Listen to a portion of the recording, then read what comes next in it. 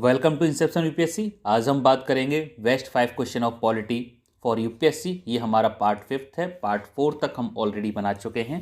Link आपको description में मिल जाएगा, वहाँ से आप देख सकते हैं। चलिए क्वेश्चंस की शुरुआत करते हैं और हम कोशिश करेंगे कि उन क्वेश्चंस को आपके सामने लाया जाए जिनकी अधिकतर संभावना है या जो पूछे गए हैं। तो इसलिए शुरुआत करते हैं। पहला जो हमारा क्वेश्चन है, right to vote to be elected in India is a fundamental right, cultural right, natural right, constitutional right and legal right. इन चार में से कौन सा है? तो राइट टू वोट आपका क्या है? क्या ये फंडामेंटल राइट है? तो हमारे किसी भी फंडामेंटल राइट में हमारे राइट टू वोट की बात नहीं की गई है, तो ये तो नहीं है। नेचुरल राइट्स में हमारे वो चीज़ें आ जाती हैं जैसे आपका रहना है, खाना पीना है, ये चीज़ें आपके प्रिंसिपल ऑफ नेचुरल जस्टिस आ जाते हैं, ये हमारे नेचुरल राइट्स आ जाते हैं। आपकी डिग्निटी है, सर्वाइवल है, ये सारे आपके नेचुरल राइट्स में आ जाते हैं। तो उसमें राइट टू वोट आपका कहीं पर भी नहीं मिलता है, क्योंकि ये क्या एक पॉलिटिकल राइट है। तो नेचुरल राइट में पॉलिटिकल राइट हमारा नहीं आता है, तो ये भी नहीं है। अब बात आती है कि कॉन्स्टिट्यूशनल राइट है या लीगल राइट है। अब यहाँ पर कंफ्यूजिंग हो सकता है। चलिए देख लेते हैं। आर्टिकल 326 हमारा बात करता है, जो राइट टू वोट की बात करता है। ये कहता है कि अगर चाहे वो लेजिस्लेटिव असेंबली हो या हाउस ऑफ पीपल हो, यानी लोकसभा हो, राज्यसभा हो, या कोई भी इलेक्शन हो रहा हो, चाहे स्टेट लेवल पर या सेंट्रल लेवल पर, वो इलेक्शन किस बेसिस पर होगा? अडल्ट सफरेज पर होगा। इसका मतलब ये हो गया कि जो भी पर्सन हुई सिटीजन ऑफ इंडिया का सिटीजन है और जो 18 साल से कम नहीं है, यानी 18 साल से ज़्यादा होना चाहिए। पहले ये एज 21 साल होती थी, फिर इसे घटा के 18 साल कर दिया गया। वो पार्टिसिपेट कर सकता है अगर उसे डिस्क्वालीफाई न किया गया हो। डिस्क्वालीफाई किस कंडीशन में? नॉन रेसिडेंसी के में, या अनसाउंड माइंड, या क्राइम और करप्ट इलीगल प्रैक्टिस के तौर पर उसे डिबार न किया गया हो, डिस्क्वालीफाई न किया गया हो, तो वो लायबल है, एंटाइटल्ड है to be registered as voter of such election.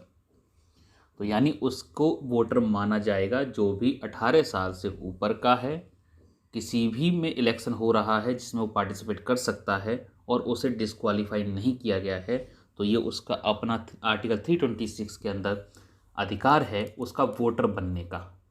और वोटर बनने का मतलब ये हो गया कि वोट देने का।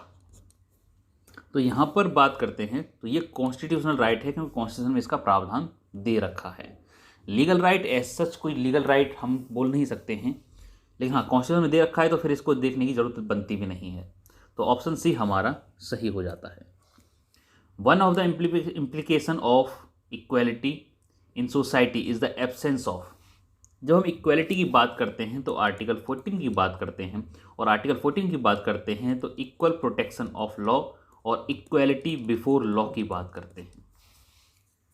आर्टिकल 14 में मेनली हमारे दो कॉन्सेप्ट दे रखे हैं, यही कॉन्सेप्ट हैं। तो क्या कहते हैं ये कॉन्सेप्ट?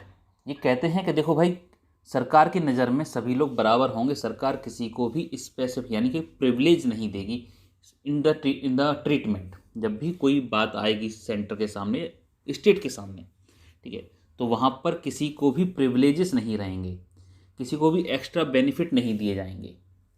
और जब इक्वालिटी बिफोर लॉ और इक्वल प्रोटेक्शन ऑफ लॉ की बात करते हैं तो इसमें हम ये भी बात करते हैं कि इक्वालिटी सिर्फ इक्वल्स में प्रैक्टिसेबल है।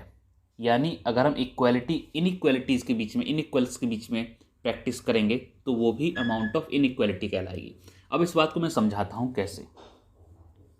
जैसे मैंने एक टेस्ट पेपर बनाया, ठीक है, और वो मैंने टेस्ट पेपर दे दिया एक क्लास 10th के बच्चे को, ठीक है। क्लास 10th में मैंने एक एग्ज़ाम लिया, एक थोड़ा टेस्ट लिया छोटा सा, उसके लिए टेस्ट पेपर बनाया और मैंने पूरी क्लास में 10th की क्लास में ये पूरा पेपर बंटवा दिया। अब यहाँ पर ये इक्वालिटी है, क्योंकि मैंने सभी बच्चों को कैसा दिया है? एक ही पेपर दिया है। किसी के लिए मैंने अलग अलग पेपर नहीं बनाया है। क्लास 10th के बच्चों के लिए मैंने एक ही पेपर बनाया है। अगर मैं इसी पेपर को पूरे स्कूल को दे दूं, अगर मैं ये पेपर पूरे स्कूल को दे दूं कि भाई ऐसा है कि जितने भी बच्चे हैं तुम्हारे यहाँ पे, ये सब इसी पेपर को सॉल्व करेंगे, इसी टेस्ट को सॉल्व करेंगे, तो यहाँ पर ये इनइक्वालिटी कहलाएगी। मैं अपनी नज़र में कहूँगा कि मैंने तो सबको बराबर पेपर दिया है, एक ही पेपर दिया है, ये तो इक्वालिटी होनी चाहिए, लेकिन ये इनइक्वालिटी होगी क्योंकि आपने class first, class second, class third, class 10th, class 12th सब बच्चों को एक ही पेपर दिया है। तो इनकी नज़रिए से देखा जाए तो ये इनइक्वालिटी मानी जाएगी। तो इसलिए इक्वालिटी वहीं पर प्रैक्टिस की जा सकती है अमंग इक्वल्स, जहाँ सब लोग बराबर हैं वहीं पर इक्वालिटी प्रैक्टिस की जा सकती है। अगर हम इक्वालिटी को अनइक्वल्स के बीच में प्रैक्टिस करेंगे तो that is amount to inequality. खैर, इस कॉन्सेप्ट पे बाद में जाएंगे, ये हमारे पर्पज़ का नहीं है। इसमें दूसरा कॉन्सेप्ट ये आता है कि चलो आपने अपनी तरफ से तो कुछ नहीं किया, अपनी तरफ से तो किसी के साथ भेदभाव नहीं किया, लेकिन किसी के प्रिविलेजेस ऑलरेडी चले आ रहे हैं, आपने उन्हें भी ख़त्म करने की कोशिश नहीं की। ठीक है, अगर किसी के पास प्रिविलेजेस ऑलरेडी हैं, ठीक है, और आपने उन्हें ख़त्म करने की कोशिश नहीं की, तो ये भी इनइक्वालिटी मानी जाएगी। जैसे आपने टेस्ट पेपर तो दे दिया, ये तो इक्वालिटी हो गई, लेकिन आपने इन सभी बच्चों को बराबर नहीं किया, ये भी इनइक्वालिटी मानी जाएगी। तो इसलिए प्रिविलेजेस का होना, प्रिविलेजेस हमेशा मिलते हैं आपको सुपीरियर बनने के लिए। ठीक है, प्रिविलेजेस हमेशा मिलते हैं आपको किसी से सुपीरियर बनने के लिए। तो प्रिविलेजेस का होना इनइक्वालिटी दिखाता है। तो यहाँ पर प्रिविलेजेस हमारे absence of privileges is amount to be equality. तो अगर प्रिविलेज नहीं होंगे, किसी के पास कोई विशेष अधिकार नहीं है, तो इसका मतलब ये हो गया कि सभी लोग इक्वल्स हैं, बराबर हैं। तो यहाँ पर ये बात कहता है। खैर, नेक्स्ट पर चलते हैं। Which principle among the following was added to the directive principle of state policy by 42nd amendment of constitution. तो 42nd अमेंडमेंट हमारा काफ़ी इंपॉर्टेंट है, आपको पढ़ना पड़ेगा और पूरा याद रखना चाहिए अगर आप ऐसी कोई तैयारी कर रहे हैं। तो देख लेते हैं 42nd अमेंडमेंट क्या कहता है, इसमें किस बदलाव किए गए हैं। आप ये पूरा पढ़ना चाहें तो पढ़ सकते हैं। प्रियम्बल है, 7 शेड्यूल है, आर्टिकल 51A, पार्लियामेंट, जुडिशरी, ठीक है, इन सब में बदलाव किए गए। हमारा कंसर्न है डीपीएसपी को लेकर, इस क्वेश्चन को लेकर, बाकी आपको ये पूरा पता होना चाहिए। डीपीएसपी में 3 आर्टिकल्स हैं जिनमें एडिशन किया गया है और 1 आर्टिकल है जिसमें अमेंडमेंट किए गए हैं। मेरा कहने का मतलब ये है कि आर्टिकल 39A ये जोड़ा गया है, जिसमें भी ए लिखा हुआ है ना, ये सारे एक्स्ट्रा जोड़े गए हैं। 43 ऑलरेडी एग्जिस्ट करता है, 43A जोड़ा गया है। 48 ऑलरेडी एग्जिस्ट करता है, 48A जोड़ा गया है। लेकिन जो आर्टिकल 39 है इससे चेंज किया गया है, यानी इसे रीराइट किया गया है। क्या बात की गई है? To secure opportunity for the health development of children. तो हेल्थी डेवलपमेंट ऑफ चिल्ड्रंस के लिए आर्टिकल 39 बनाया है।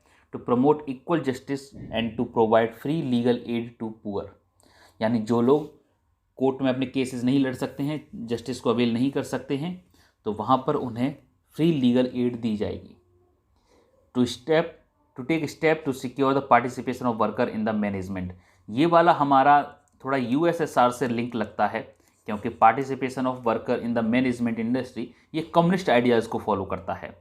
और जब ये अमेंडमेंट हुआ था तब हम ये कह सकते हैं कि 76 में ये अमेंडमेंट हुआ था, तब हम ये कह सकते हैं कि जो इंदिरा गांधी की सरकार थी, इमरजेंसी लगी हुई थी, वो थोड़ी सी ज़्यादा टिल्टेड थी यूएसएसआर की आइडियोलॉजी की तरफ। वहाँ से भी आप चाहो तो इसे लिंक कर सकते हो। To protect and improve the environment and to safeguard the forest and wildlife. तो ये एनवायरनमेंट डेडिकेटेड है। चलिए क्वेश्चन पे आते हैं। Equal pay for equal work for both man and women. Participation of workers की बात की गई है, बिल्कुल। Right to work, education, public assistance की बात नहीं की गई है। Securing living wages and human condition to work for workers, इसकी बात नहीं की गई है। तो ऑप्शन 2 हमारा इसमें सही होता है। ऐसे क्वेश्चन फैक्चुअल होते हैं, आपको याद रखने पड़ेंगे, ये पूरा अमेंडमेंट याद रखना पड़ेगा। चलिए नेक्स्ट क्वेश्चन पे चलते हैं। Which one of the following statement is correct? Rights are claimed of the state against the citizens. तो हमने 4th वाले पार्ट में भी इसकी बात की थी।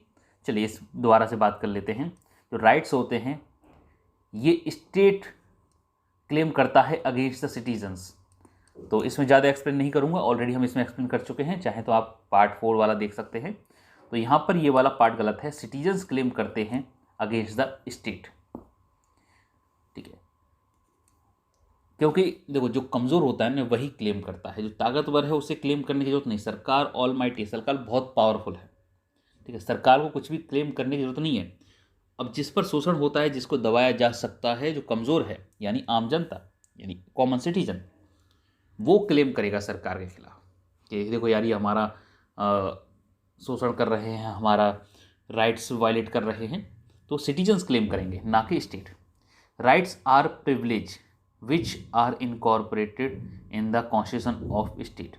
देखो प्रिविलेजेस जो वर्ड है ये अच्छा भाव नहीं देता है, एक पॉजिटिव सेंस नहीं क्रिएट करता है जब भी हम बात करते हैं। प्रिविलेजेस का मतलब ऐसे समझो कि फिर से वही मैं स्कूल वाला एग्जांपल लूँगा। तो एक क्लास है, मान के चलो 5th क्लास है, और इस क्लास में 10 बच्चे बैठे हुए हैं, ये सारे 5th क्लास के हैं, ठीक है, ये हो गए इक्वल्स।